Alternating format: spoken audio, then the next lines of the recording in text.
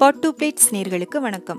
இன்னைக்கு முட்டையும் உருளைக்கிழங்கையும் வச்சு ரொம்ப டேஸ்டியான 10 நிமிஷத்துக்குள்ள பண்ணக்கூடிய ஒரு சிம்பிளான ரெசிபி தான் செஞ்சு காமிக்க போறேன்.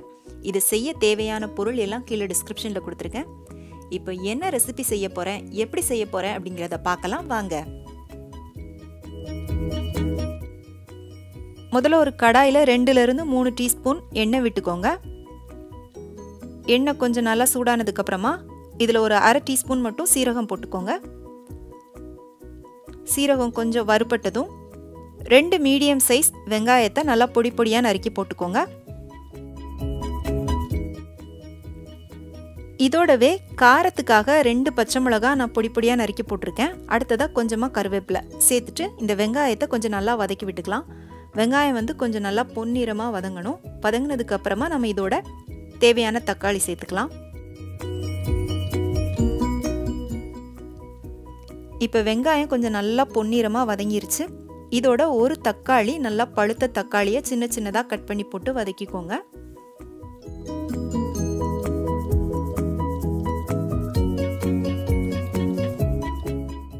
இப்போ பாருங்க தக்காளி கொஞ்சம் நல்லா வதங்கிருச்சு. இப்போ இதில் பார்த்தீங்கன்னா நான் 2 மீடியம் சைஸ் உருளைக்கிழங்க தோல் எல்லாத்தையும் சீவிட்டு சின்ன சின்னதாக கட் பண்ணி வச்சுருக்கேன். இதை சேர்த்துட்டு இதுக்கு தேவையான அளவுக்கு உப்பு சேர்த்துருக்கேன். சேர்த்துட்டு இப்போ இதை நல்லா வதக்கிக்கலாம். இப்போ நம்ம இதோட தண்ணி எதுவுமே சேர்க்க தேவையில்லை.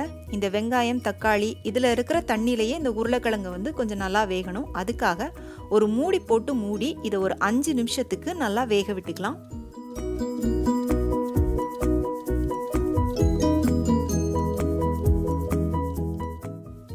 இப்போ 5 நிமிஷம் கழித்து நான் மூடியை திறந்துருக்கேன். உருளைக்கிழங்கெல்லாம் நல்லா வெந்திருக்கு. அதே சமயம் குழஞ்சி போகாமல் நல்லா முழுசாக இருக்குது. இப்போ இதோட நம்ம மசாலா பொருட்கள் சேர்த்துக்கலாம். அரை டீஸ்பூன் மிளகாய்த்தூள், 1/4 டீஸ்பூன் மஞ்சள் தூள், அரை டீஸ்பூன் மல்லித்தூள் சேர்த்துட்டு இந்த மசாலா பொருளோட பச்சை வாசனை போக லைட்டாக வதக்கி விட்டுக்கோங்க. சும்மா ஒரு நிமிஷம் வதக்குனிங்கன்னா போதும். மசாலா பொருட்கள் போட்டதுக்கப்புறமா அடுப்பை மீடியம் ஃப்ளேமில் வச்சுருங்க, இல்லைன்னா மசாலாலாம் கருகிடும்.